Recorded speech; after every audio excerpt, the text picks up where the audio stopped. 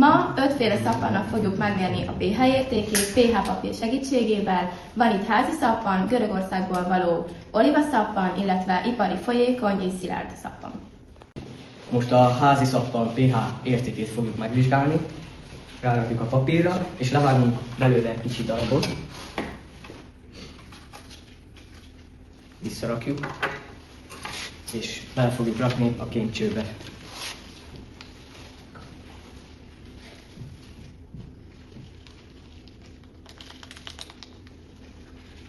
Majd felrázzuk,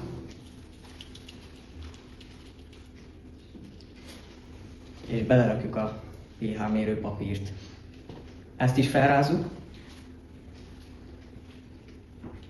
és megnézzük, milyen pH értéke van. A pH értéke 9-es.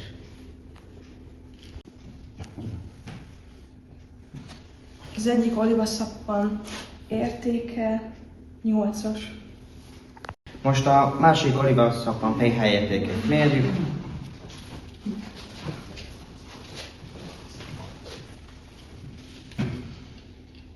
És ennek az értéke szintúgy 8-as. Ez az ipari szilárd szappan.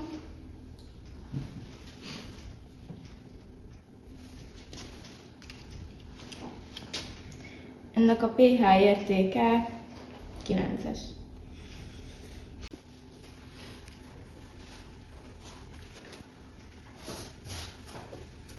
A folyékony szappan pH értéke 6-os. A pH érték csökkenő sorrendje: házi szappan, ipari szappan, olívaszappan, ez a 2, és folyékony szappan.